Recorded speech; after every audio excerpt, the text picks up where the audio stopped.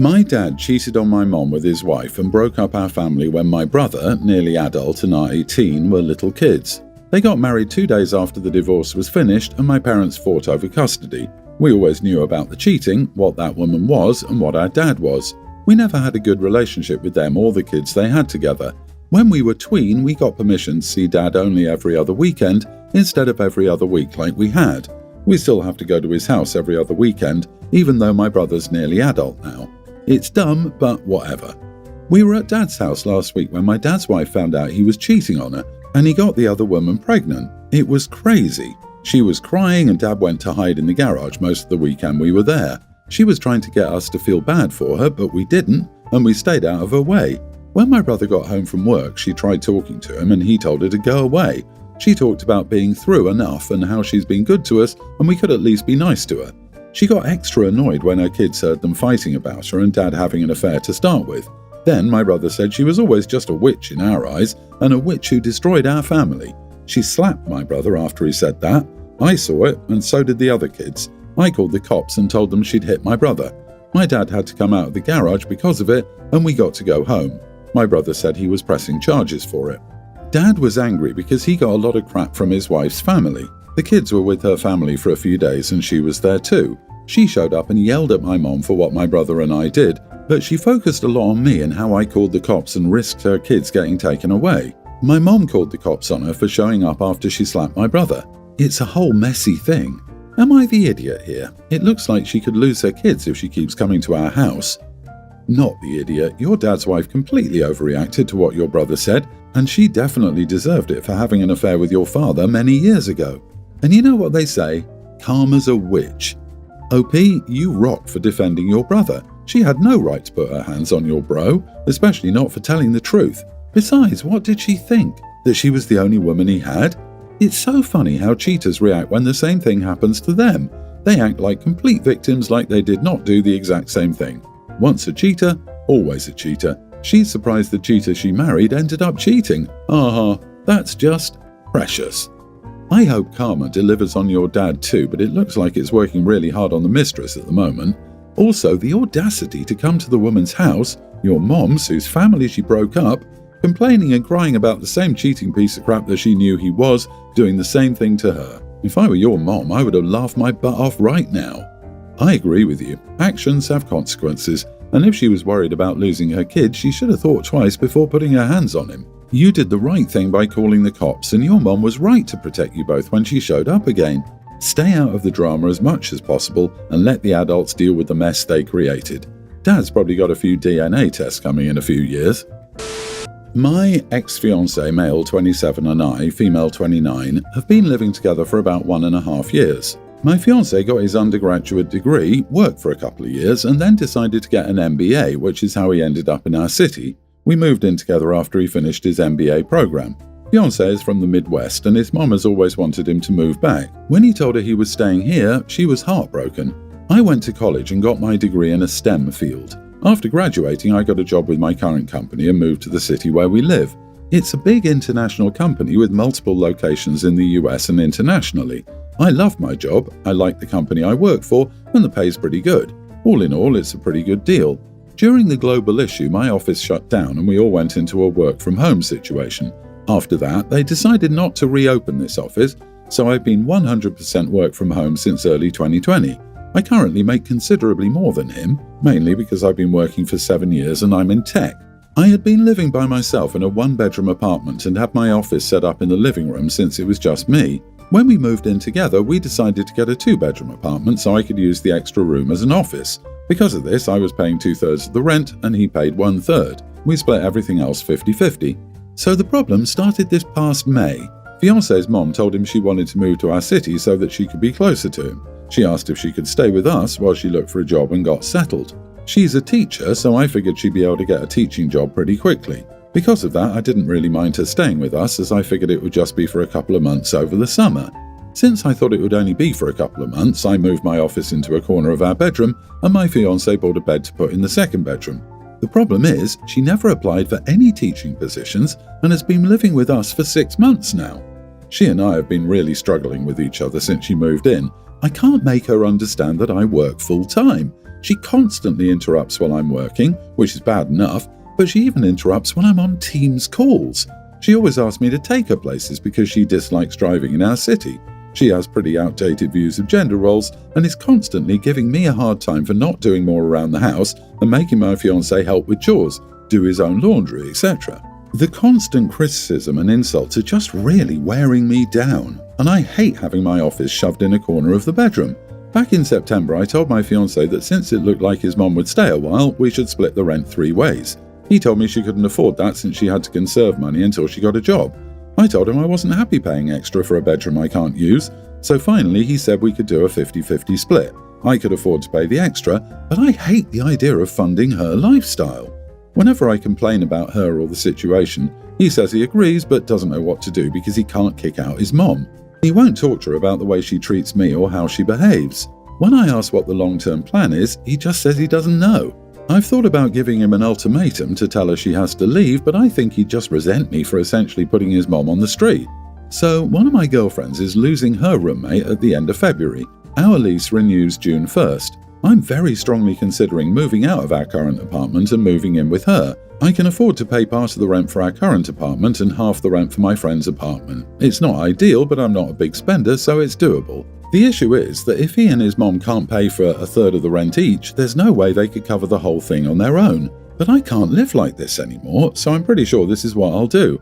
I wanted to see if people thought I'd be the idiot for leaving them like this. Not the idiot. His mom is the biggest idiot because she specifically planned this. It isn't that she's had bad luck, she didn't even apply. Add in that she didn't respect your workplace and insulted you. She's basically trying to be the matriarch of the house while being a complete mooch. The biggest problem is your fiancé, though. This is just a glimpse of your future with a mama's boy. He's made it clear that he's okay with her walking all over you and she's not leaving. You're going to end up as a third wheel in your own marriage. Exactly this. OP, you're not leaving them. You're escaping a situation that was never fair to you in the first place. His mom didn't just end up staying, she chose not to apply for jobs, and your fiancé chose to let her. Meanwhile, you've been paying the majority of the rent, lost your office, and now you're stuck in your own home with someone who disrespects you daily. If he wanted to build a life with you, he would have had a plan for this months ago. Instead, you're the only one being asked to sacrifice.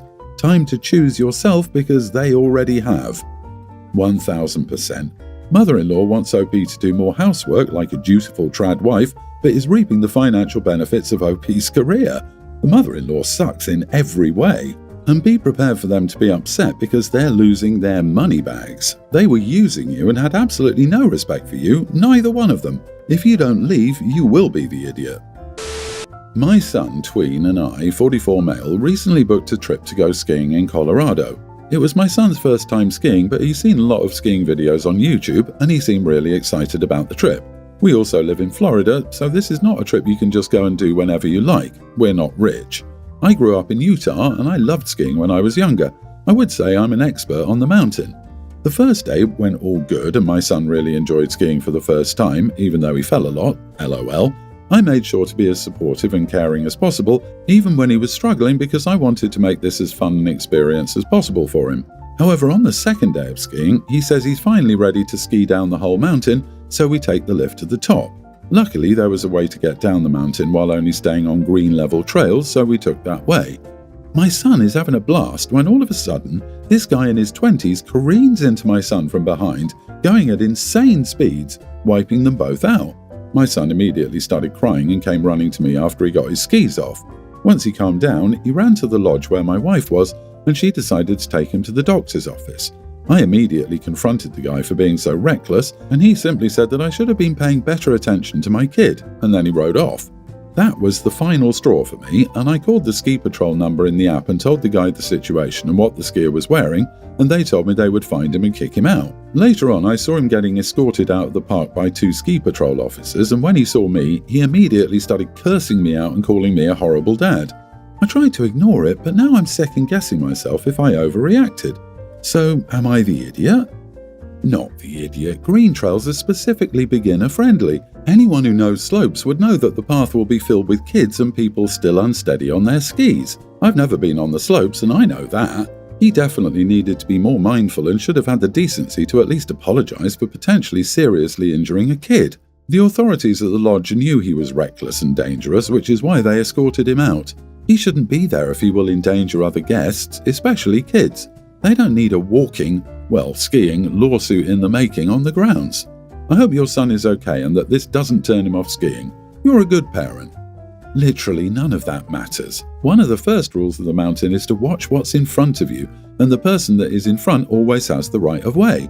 Doesn't matter if you're on the kiddie slope or a double black. It's your responsibility not to hit anyone skiing downhill of you. My cousin got permanently banned from his club for accidentally skiing into someone on a black diamond hill, though in his case he'd been intoxicated and it was the second time he'd done it. So basically, at a family barbecue last weekend, my uncle, mid-50s, kept making creepy comments about my girlfriend Kate, 21, who I invited. At first it was backhanded compliments like, "Wow, you're way too pretty for him," but then it got worse. "I would have snatched you up back in the day," and "must be a struggle to compromise for me." He even joked about how my girlfriend must always get hit on and how I should keep an eye on her. On top of that, he was being too touchy, putting his hand on her lower back, touching her arm when he laughed, and even leaning in too close while talking to her. My girlfriend was comfortable but tried to brush it off. She told me privately that it made her uncomfortable. I confronted him in front of everyone, straight up calling him a creep and telling him to knock it off in a loud way. He got defensive, saying he was just joking, and my mom told me I was out of line for embarrassing him like that. Some family members agreed with me, but others think I overreacted and should have handled it privately since everyone knows him as a joker and just loves making conversation, which he's good at. Some male cousins of mine insinuated that I was jealous and exaggerating because my uncle talked to their partners too, and they didn't have any complaints like Kate. My uncle said he was just making jokes and he didn't mean any of them. He was really disappointed that I looked at him as that kind of guy. Am I the idiot for calling him out publicly instead of pulling him aside? What always amazes me about situations like this is that people are so quick to pounce on someone who's standing up for someone trapped in an uncomfortable situation. Your uncle was the one who was being inappropriate, and you, quite appropriately, put a stop to his behaviour to protect your girlfriend. Your uncle and everyone else failed to realise that there was a power imbalance here. Your girlfriend was the new girl at a family gathering, meaning she probably felt obligated to be agreeable to be accepted by the group. She felt uncomfortable, but was too scared to stop the behaviour. She was at a disadvantage and your uncle took advantage of the situation, knowingly or unknowingly. These guys become emboldened when other men don't call them out. You did great. Be careful with your mother. She will be a problem in the future if her reaction is to tell you off for standing up for your girlfriend. If you don't set boundaries about that now, you're in for a world of pain when one day you have a fiancé and then a wife. My best friend, I'll call her Kay, is pregnant, and we've been friends since middle school. We've been discussing baby names for weeks, just throwing out ideas for fun. She even joked about some really insane names, and we laughed about how some people pick the most cringeworthy stuff. So I thought we were on the same page about what was reasonable. Fast forward to a few days ago, when Kay told me they'd finally picked a name, and it's something straight out of Genshin Impact or Skyrim. Not the real name, but think Zephyr Rocket or Banjo Fox. I honestly thought she was messing with me, so I laughed. Not like a mean laugh, just a genuine reaction like, "Wait, shut up, what is the real name?" But no, that was the real name. She got super quiet and was like, "That is the name." I could tell I messed up immediately, so I tried to backpedal, but she looked hurt and changed the subject. Later, a mutual friend told me she was upset and thought I was being rude. Now, the real tea is that she had a small kickback with our friend group and didn't invite me. Like, literally everyone else was there. I found out after the fact, and it's hard not to feel like it's because of the baby name thing. I didn't mean to be rude, I genuinely thought she was joking based on our past conversations. Am I the idiot for laughing, or is she overreacting? This is my best friend. Don't come for me, but pregnancy hormones require the help of the village when it comes to baby naming. I'm over here at 6 months along thinking Digit, Elrond and Lucky are the best names ever. Thankfully, my people check me daily and my kids won't be named after a mainstream Tolkien character or one of the sample dogs from Nintendogs. Not the idiot and a good friend you are. That poor kid, LMAO. Sometimes being a good friend means being honest about things, even when it's difficult or may hurt someone's feelings. OP, you are allowed to laugh at a joke, and she's making her child a joke. I think the only mistake was backpedaling. She took that as a sign of weakness and used it as a weapon against you. I wonder how many others around her smile and let her believe she's not setting her child up for failure.